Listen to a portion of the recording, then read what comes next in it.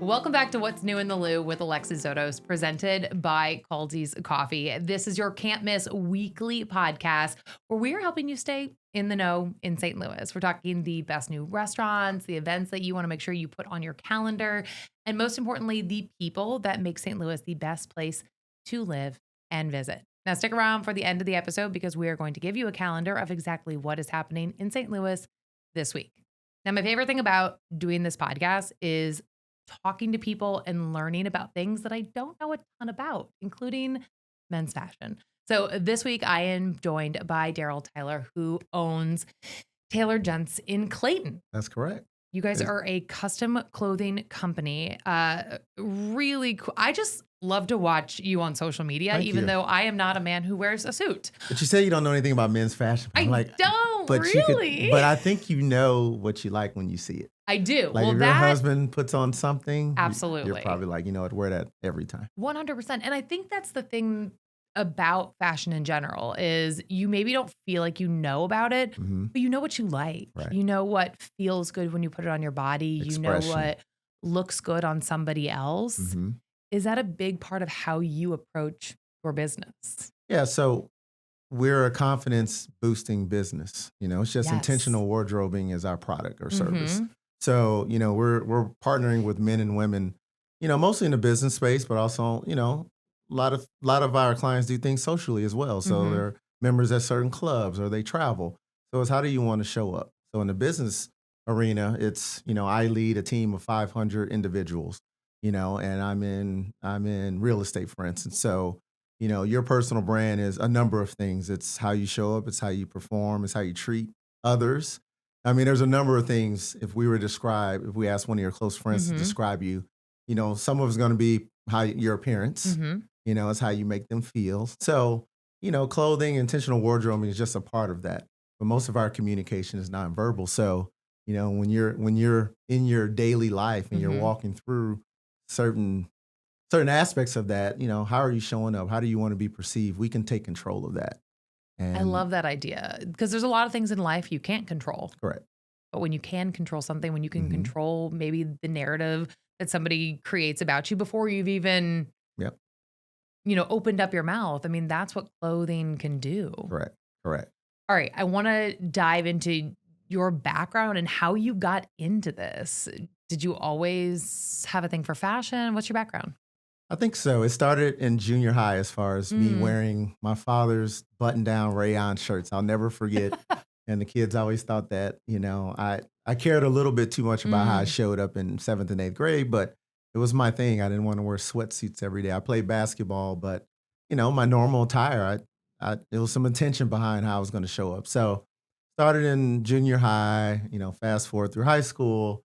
I started working at 16, so I was able to, you know, start buying my own, which was nice. And then in college. Do you remember like that first thing you bought, like with that paycheck where you're like, yes, this is what I'm spending my money on in terms of clothing? It was a green Nautica t-shirt. And, you know, it was probably $30 or $40 at the time. And that was a lot of money. Yeah. And I was working part-time, so it was probably half of my check. So it taught me two things. One, you know, your taste may be a little bit more expensive than what you're comfortable in spending.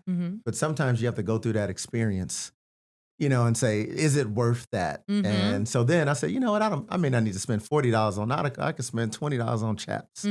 Ralph Lauren's, like, you know, whatever part of that brand was. But so it was high school.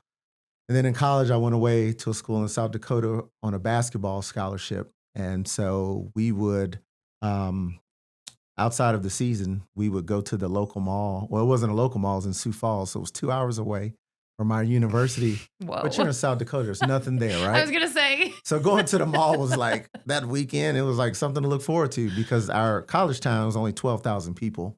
Sioux Falls has about 200,000. So it's like the largest city, I believe, in South Dakota. So, you know, a few of my teammates, we would drive, you know, once or twice a month just to go to a mall, just to have a regular dinner somewhere. Sure. But with that, we would shop. We would just take some of our money. We worked part-time and, you know, we would buy things. So it started there.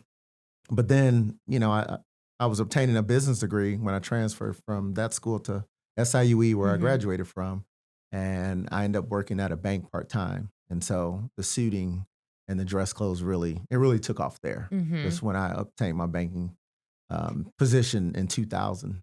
And So, so when did you decide that fashion though could be the path for your career?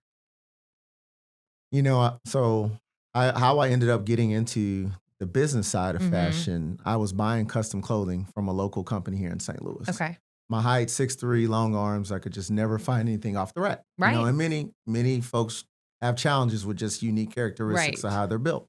So fast forward a few years in 2012, I switched to another company, and their model, they had stylists that were independent. Mhm. I always say Mary Kay and Avon. Some people have never heard of those companies, but I'm showing my age. But it was similar to like a Mary Kay or Avon where they Okay. had independent stylists Sure. in which they'd equipped us with fabrics and the ordering platform. And so you could basically just run a side business. Very So in cool. 2013, decided to do that really just to fund my habit of buying Mhm. suiting. There was no intention on doing this upscale. It was, hey, I'd like to buy a few suits a year. I can sell to friends and family. I'm in banking. I'm Sure. always in a suit. And so I started there in 2013.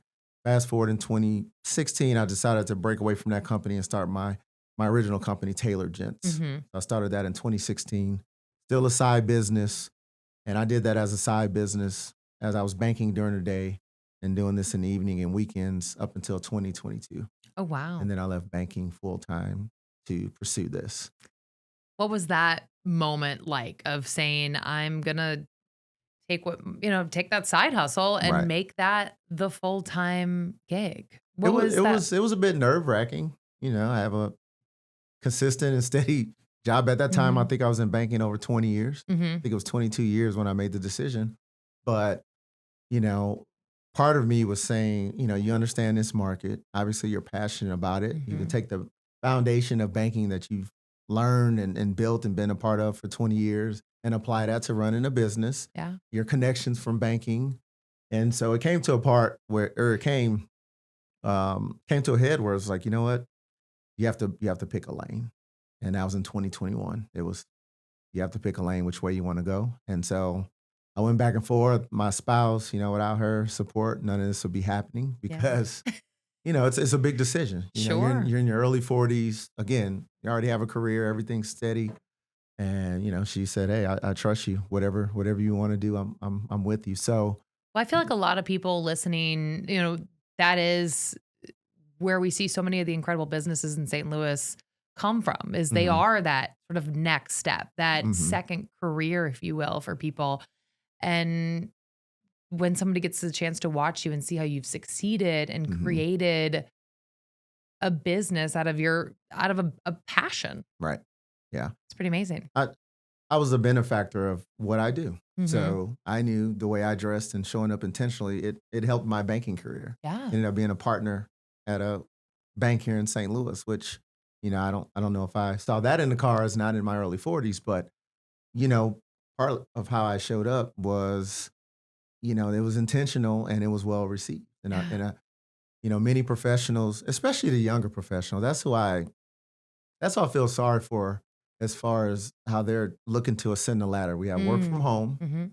and we have a very casual nature in the Midwest, not so much in Yeah. the East Coast.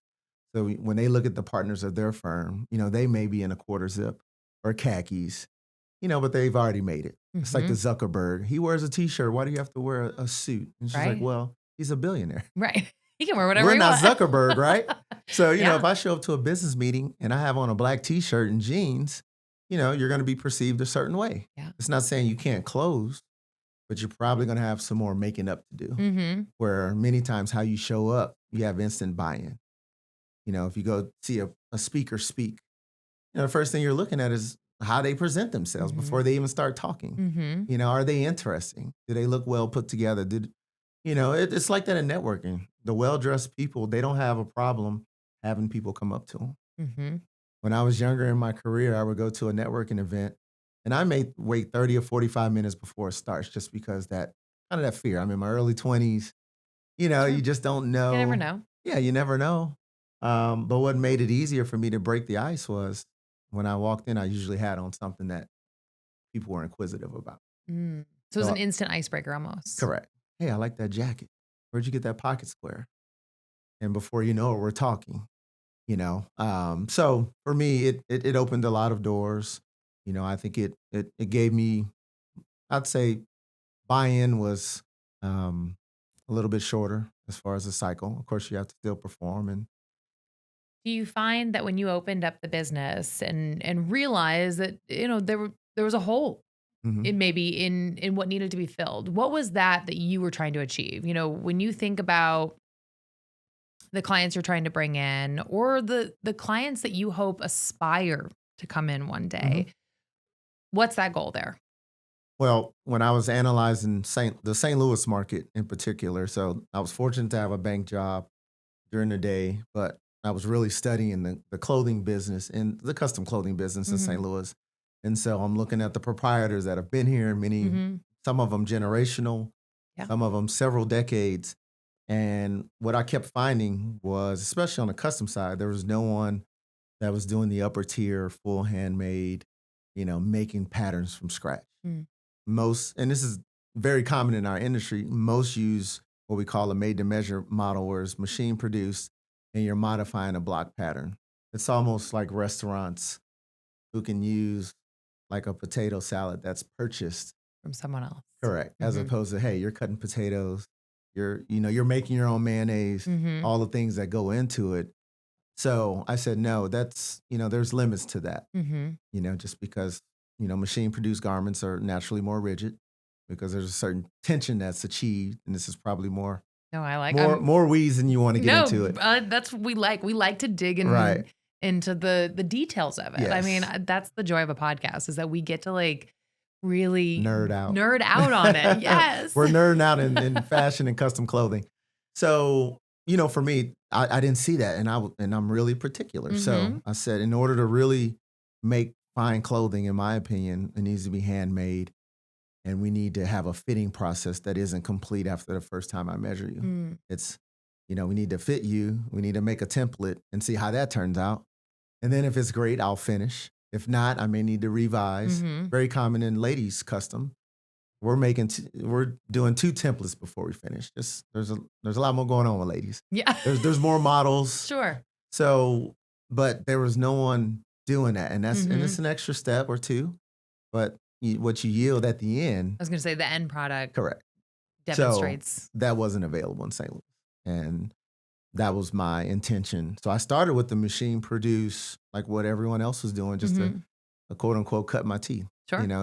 It's a more affordable type of offering. Mhm. You have to build a certain skill set to do the handmade measuring and fitting and adjustments. But and I went to New York to obtain a certification through our custom tailor and design association, like a 2-year apprenticeship that helped with that. But ultimately, I knew I wanted to get to where, hey, there's no Mercedes being sold in the market. There's only Hondas and Camrys, and there's nothing wrong with those cars, by the way. Yeah. They'll Yeah. get you to work, Sure. but there wasn't the upper echelon of clothing, and that's what I wanted to bring it. Spend more time with your clients, really get to know them. You could sell 50 of the higher end, or you could sell 150 of the, I would say, mid range. We Mhm. choose, the 50. What has been the biggest lesson you've learned in these last, years since really going all in on your business?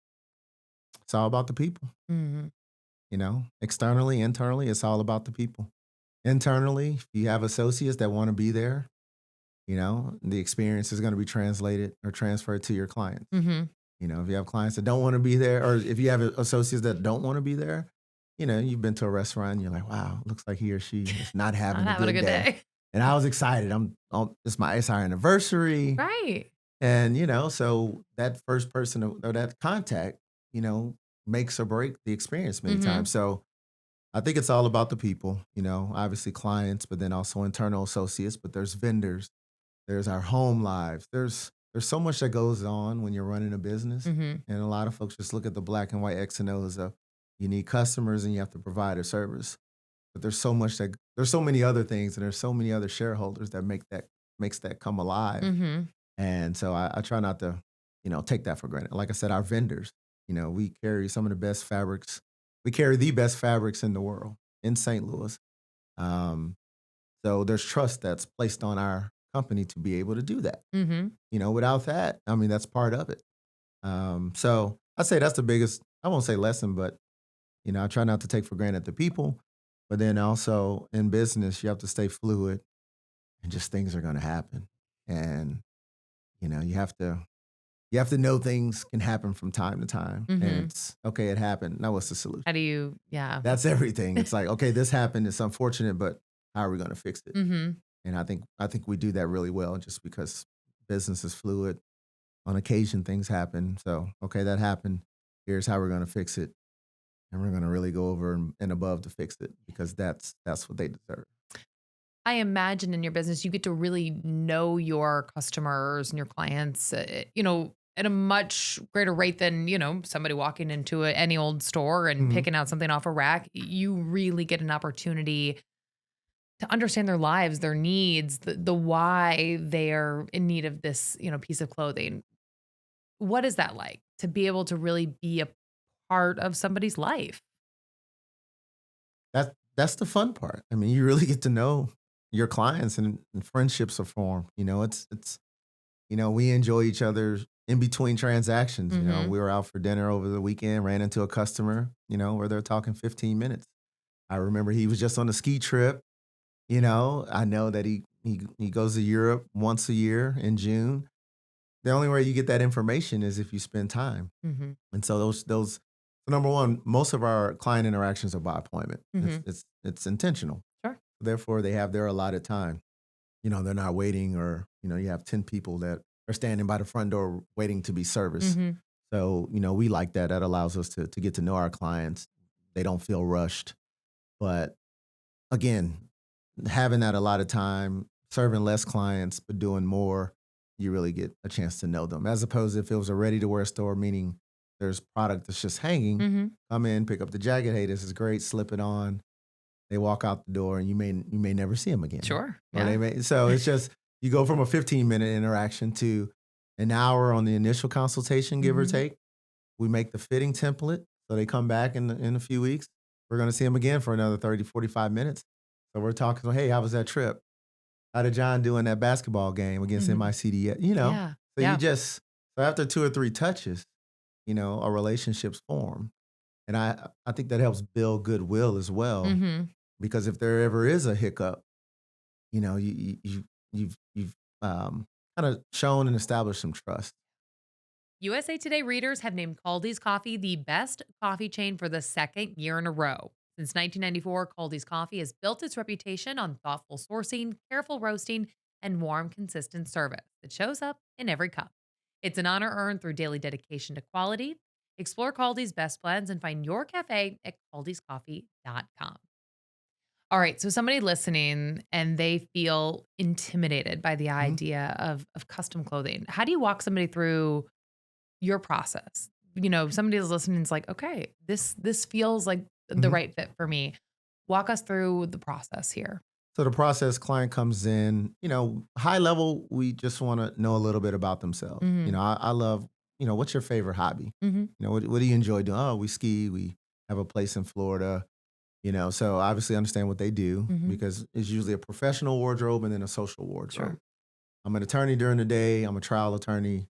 Wife and I are very philanthropic. Mhm. We sit on the St. Louis Art Museum board.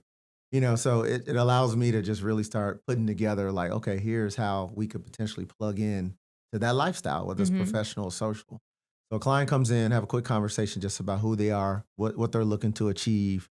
Then from there, we'll usually outline maybe a garment. Mhm. It's usually not, let's pick 10 suits, 5 jackets. Let's make sure you enjoy the experience. And it could be just, hey, let's just do a suit and shirt today. Mhm. I'm fine with that. We feel very confident that we'll deliver and hopefully you'll do more business in the future.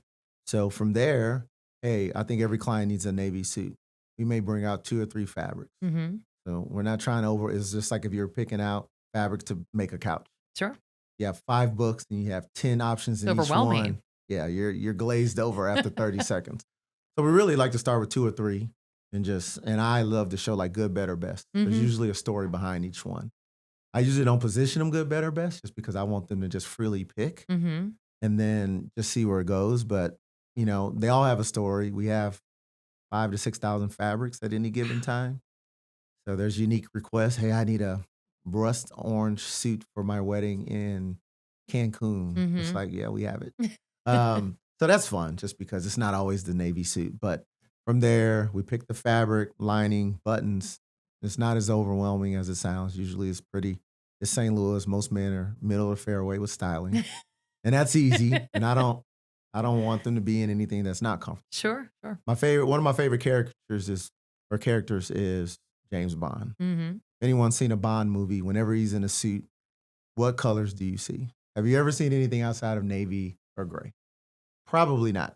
And his tuxedos are typically black, midnight navy, maybe an ivory dinner jacket. Okay. But does he ever not look powerful? No. So I love that character just because like you don't have to wear, I don't know what color this is, like a deep brick. You could wear a navy suit or a solid gray and still be just as put together, So back to the process, we pick everything out, that could take 20 minutes, half hour. Then we record 40 to 50 measurements. That usually takes 10 to 15 minutes. And because a pattern will be created just for that individual client. And then from there, we close out with just some information. So it takes an hour or so for the initial conversation. So, you come in, we have a full bar, sometimes clients want to, it's 4:00, they need a splash just to take the edge off. So we're good with that. But yeah, it's comfortable. Again, you may have one or two other clients in there at the same time that's at a different part of the showroom. And it's funny because many times they know one another, they walk in, you have your suits made here.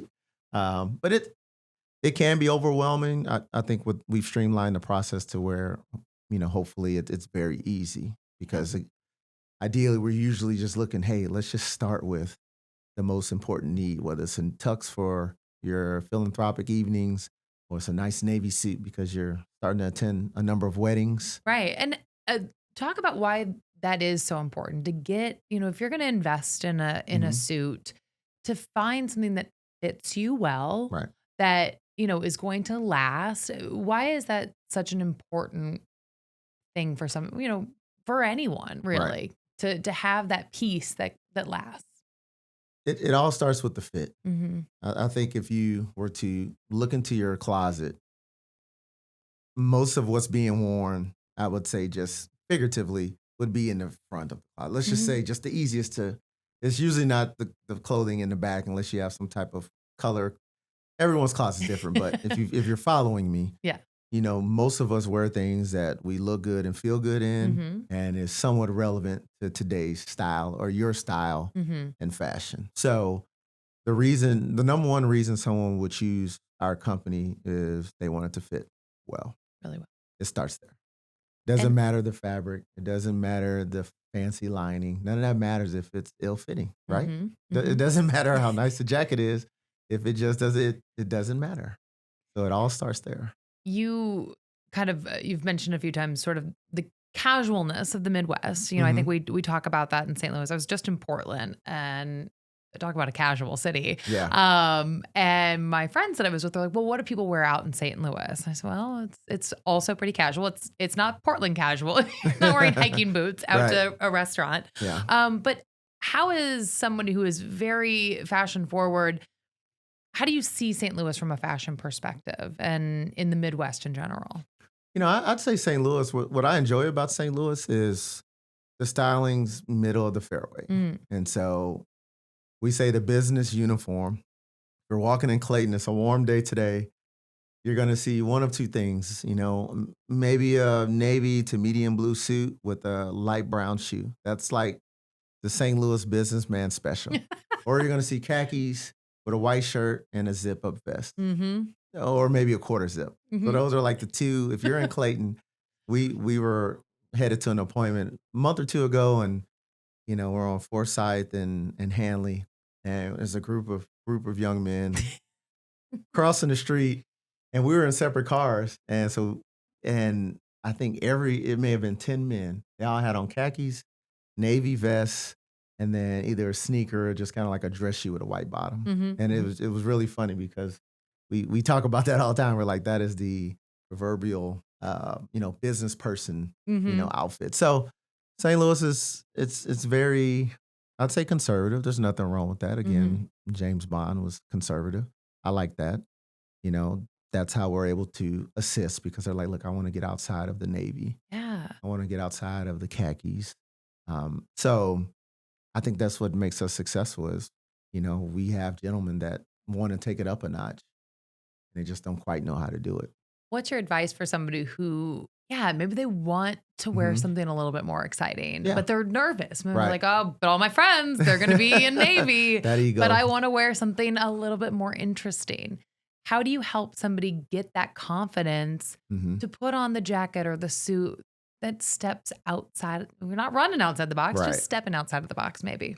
Yeah. So I like to take a baseline for where I feel a client is. So say a Navy suit is most men, especially businessmen, navy or blues and grays is what Mhm. their entire wardrobe is. That's my husband. Correct. Blues and grays, different shades, Oh, yeah. but and then they may have that tan or that khaki. But for the most part, it's blues and grays. Hmm. So normally I want to stay there, at least if we're building and we need like that first. But outside of that, I start matching things that will go with a blue or a gray trouser because I know that's home. I know we can always come back to home base if we have a blue pant. Hmm. So it may be a different shade of blue jacket, or it may be, kind of a Merlot, which has been very popular, like a Merlot with a blue window pane. There's a deep plum that I've done, or like a purple. So nothing really bright Hmm. or overt, but it's usually I can match it with a blue pant, and then they can start, Visualizing. start visualizing. And then another popular thing, we'll do a white shirt with a contrasting button. So say it's a blue button that really Mhm. brings out something in the jacket, because a lot of guys don't wear ties anymore. So and we have Really? I guess not. and we have mannequins. So we have mannequins. So a lot of what I'm showing is like Mhm. this look here, but maybe in these two color schemes. Mhm. Can you see where I'm going with it? And now with AI and Claire, our marketing manager, if it's challenging for someone to see how it looks, as a full jacket, Mhm. because most of the time it's a 4x4 swatch, Mhm. and a lot of people struggle with just like, well, what's that going to look like in a Right. jacket? So now we can, take that rendering and say, hey, here's what it looks like in a 3D jacket Mhm. with a khaki pant. Oh, that's So cool. you can see if that makes sense for you. Mhm. But it's not as hard. It's not as hard as it seems. I think they trust you, Mhm. but then it's up to us to really just get to know them. And again, I don't want to put them in something that I know it's going to be a struggle every time they want Right, to you wear want it. them to be excited You about want them to wearing wear it. it. Yeah. And again, it doesn't have to be. My style is not everyone else's style, Mhm.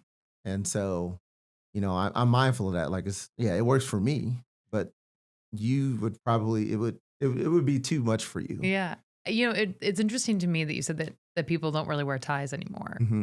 My dad is an attorney, and so he wears a tie every day. Right. And it's interesting to me to hear you say that. But Hmm. is that something you see across the board, that we've just become a more casual society? And would you like to see us have a little bit less casual? I'm biased, of Yeah, course. that's all right. It's just post COVID. Hmm. I just think that we've become more comfortable in many aspects of our lives. Hmm. And my only qualm is, I'll hear folks say, "Well, dressing doesn't matter," Mm. and I understand it's effort. You have to put effort in to put a suit on, Yeah. and it's not for everyone. But where I struggle is again the younger professionals Hmm. who are trying to outperform, outmarket, out network the peers that are amongst their group. Let's say it's a professional business, and Hmm. you have 10 associates that are 25 to 35 and are all wearing khakis and quarter zips. Not saying that, they're not performing well, Sure. but when I was coming up in banking, not only we dressed to the nine, we used to have more networking opportunities. So Hmm. you get to know the partners. Well, there weren't partners in banking, but upper management, Hmm. and that's really how you shine. We had 8 o'clock meetings, 8 a.m. So, it didn't matter if it rained or if you had kids and you had to drop them off. Like it was all of these things that, you're still there at 7:30, 7:45, Hmm. coffee ready to go. And then you'd have some peers running in at 8:05 complaining about what? It was raining, or my son or my dog, Hmm. right? And then over time, you're like, man, this person always has excuses. Hmm. And he doesn't really care how he looks. And so all of a sudden, like there's a case being built. Yeah. And then you have this other person that's like, man, he looks like upper management. He's always put together. He's always performing. He's here at 7:30. He's a team player. He asks for extra assignments if they're available. So it's just not clothing, but there's when you're building a case in your brand, it's like that can be part of why someone would consider you over maybe another peer. You mentioned this idea of personal branding and how much clothing impacts that. When you think about your personal brand and what you've created for yourself, how do you describe it? How do you hope others see it? So I have a 15-year-old freshman boy that's active in sports, but basketball is his main sport, and that was my sport. And we always go places, and it could be part of it is my banking career. I was in banking 22 years. Part of it was went to a local university, and part of it was I own a clothing business.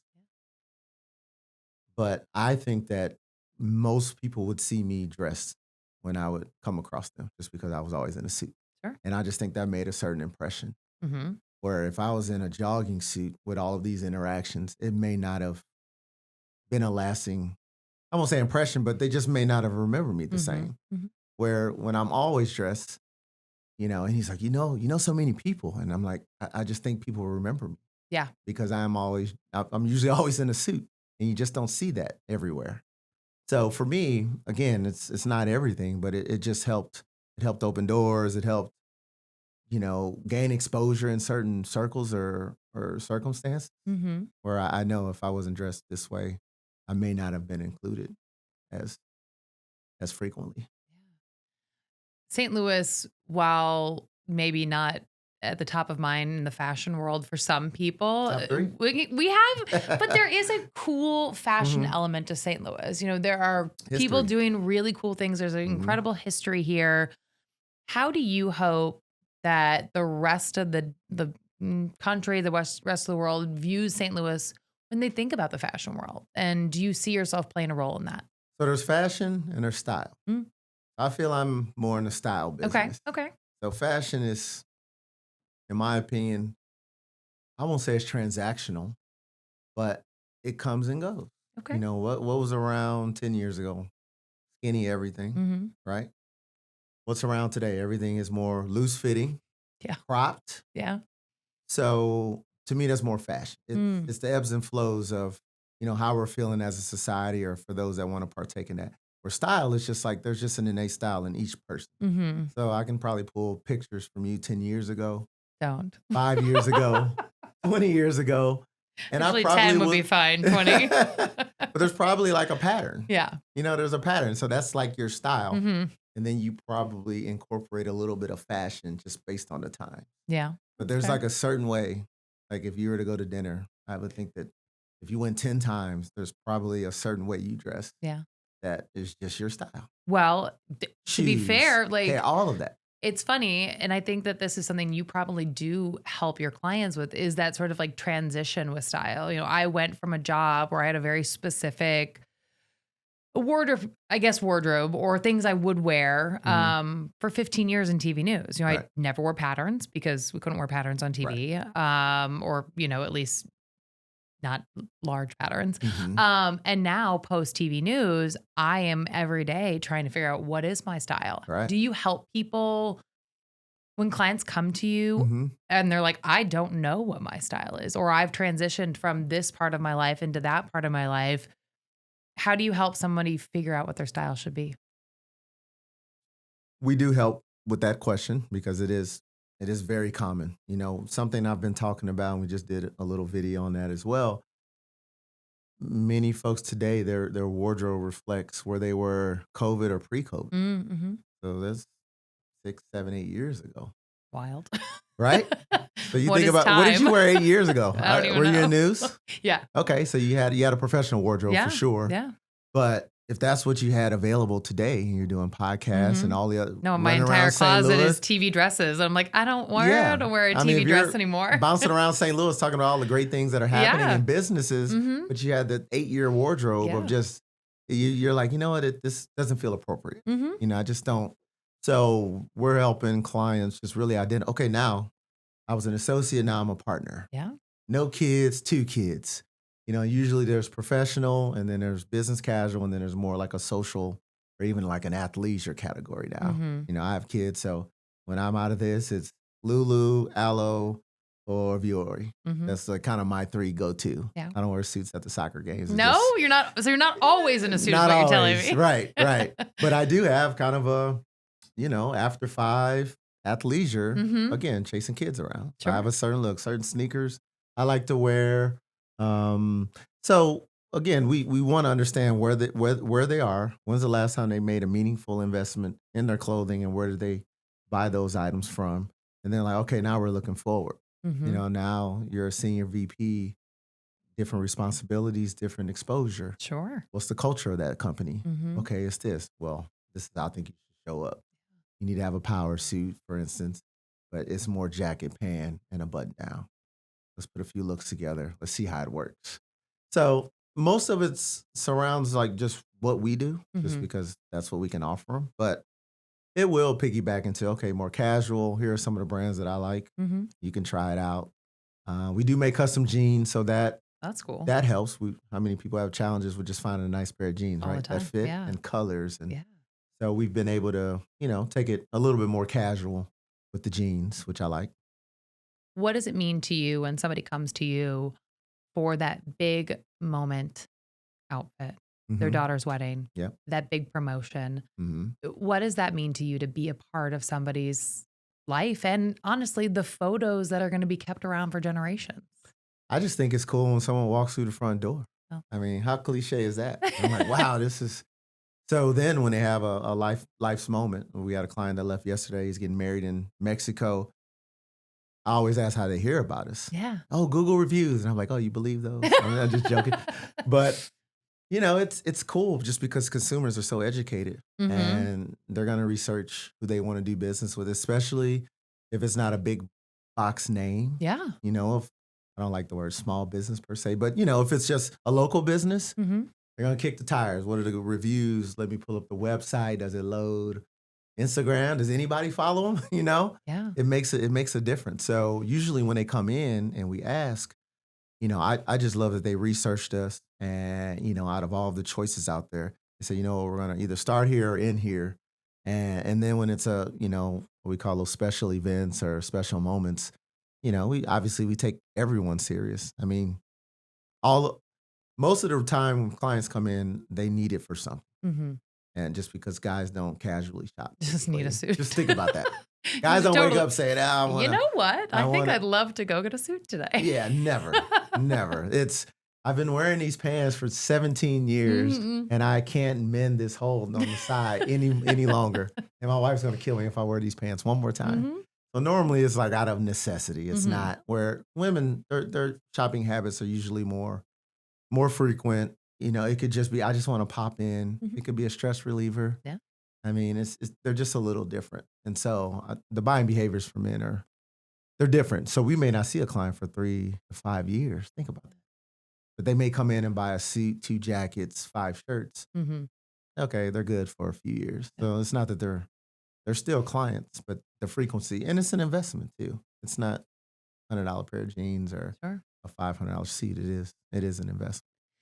And then do you then get to hear or from those clients, after that wedding or that, wedding, photos, video, we invite them to tag us. Sure. We invite, to leave reviews. It's more special events like weddings. Unless a client comes back in or we text them, normal business things, there's not always photography. Sure. That's the only bad, we can send a team. Claire, we send a team with some of our business clients just going to a conference. Just so we can get a little there footage. You go. But so most of them are see weddings. It in action. But that's again, they're putting a lot of trust in our store to deliver. Well, and if you think about it, truly down the road, someone's showing their grandkids like, here's my photo from my wedding. Yeah. That's your work living on. And the wedding party. There's usually other folks within that wedding party that are either engaged or they're going to get married at some point. So you do a great job for the groom and say, hey, and we get that too. Like, hey, you took care of my buddy John's wedding attire. He looked fantastic. He said it was a great experience. So wedding is a really big part of our business. We do dozens and dozens of weddings per year. We'll service about 1,200 clients a year. Okay. So it's about 100 clients a month, which, there's only 22, what is there, 20 some working days. So it's, we stay busy. When you think back to middle school you, Mhm. what would middle school you think today? I think he would laugh. Like, you own a men's clothing store or men's and women, you own a custom clothing store, I should say.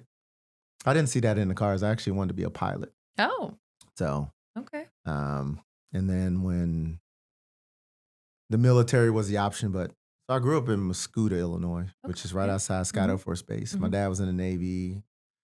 Most of my uncles served in Air Force, Army. But the counselor never talked to me about military pilot training. It was Embry-Riddle, which was a school in Florida. That was like $100,000 a year back in 96, 97. Wow. So yeah, well, unfortunately, we didn't have those type of resources. Wow. And so my counselor, she pivoted to, well, computers are going to be the next best thing. This is mid-90s. So She wasn't wrong. what do you think about computers? And I'm like, I think they're cool. But that's all I knew. Sure. She's like, well, maybe we should do a management information system degree. I said, sure. So that was my original major. Junior year, I do a year of that. Didn't love it. I didn't love programming. I felt I was an extrovert, and most of the class were introverts. And I learned a little differently. Yeah. And so I did a year of that, and then I transitioned to just business administration, which was a more appropriate degree. Sure. But yeah, MIS, that wasn't for me. I just the thought of sitting behind a computer screen for 8 hours. Even now, it makes me Couldn't do it. no, Couldn't do it. not at all. Instead, you get to be a part of I somebody's feed life. off of people. Yeah. I always say, like, we're on. So, when we're working, we're on. It's like you, when the cameras, you're on. And if you're doing something for, say, 3 or 4 hours and you're on, it's like, there's a certain toll it takes. Yeah. It's like when I leave, I enjoy being on. But then when I leave, it's like, I need to shut it down. Never turn it off. Yeah, exactly. I don't want to text, call unless it's clients and they need something. But I take it very seriously. Yeah. I need to be on and energetic because clients are really excited when they come in. We're fortunate we have a product or service that people enjoy having made for them. There's other services that you could be coming in for that's not good news. Yeah. And so I'm like, Yeah. if someone walks in and have like a custom suit made, it's something, we're selling something that no one really needs. Think about it. Yeah. Like if it's In the hell on scheme of fire right things. now. Yeah, in the scheme of things. Mhm. Like no one, we have a high-end jewelry store down the street. We always say the same time, we say the same things. Like we Simons. yeah. And they do fantastic. Love right? Simons. Yeah. That's And what we're my- like, we're big. we are selling something that people really don't need Yeah. per se. Yeah, We're selling that's, wants. that's a really interesting way to think about it. I haven't thought about it, but the ability to be a part of those people's lives in that moment that they want it. Yeah. Like that's a cool thing. Right. People are intentionally walking through those doors. They are Correct. choosing you and the business that you've created. But the confidence, it's the confidence. Mhm. That when you can see that client put that suit on for the first time, doesn't matter the size, because we all have our unique characteristics of how we're built. From the larger gentlemen to even the really small petite guys. I have guys that are, they would be in a boy's extra large. Just think about that. And they're looking for a suit and it's just like they're swimming in it, anything off the rack. Yeah. And they come in and they actually have something to spec out and just to see them walking out, and how much more confident, some of these folks may be single and they're looking for their mate, right? And so they're like, look, I went to an event or, I just hung out at the corner bar here and I just sat there in my jacket. I had 5 people walk up to me. Like when you hear that, it's like, yeah, that's cool. So then they're like, okay, I need more. They want that feeling. But then also, they're standing taller. They're presenting themselves a little differently. And I think, so to me, that's what it's about. It's clothing, it's all of that, but it's just having people become more confident in their own skin. No different than these skincare companies, orthodontics, just all of the things that we do. So we just feel better about ourselves and how we're perceived. Every week, we bring you a calendar of events so you know exactly what is happening in the Lou this week. So let's dive into it for the week of March 30th through April 5th. Harry Potter and the Cursed Child is now open at the fabulous Fox Theater. Shakespeare Festival presents Rosencrantz and Guildenstern Are Dead at the Kranzberg Art Center on April 2nd through the weekend, although some of those shows are sold out already. Friday night at Enterprise Center brings WWE Friday Night SmackDown. That's on April 3rd. First Fridays at the Pulitzer is Friday, April 3rd. And it's Easter weekend, so lots of Easter events, including Brunch with the Bunny at Casa Don Alfonso in Clayton on Saturday, April 4th. You can always stay in the know and follow us along on social media. You can find us on Instagram and Facebook at What's New in the Lou Podcast. Don't forget to subscribe to the podcast so you know exactly when our newest episodes drop. Thanks for listening.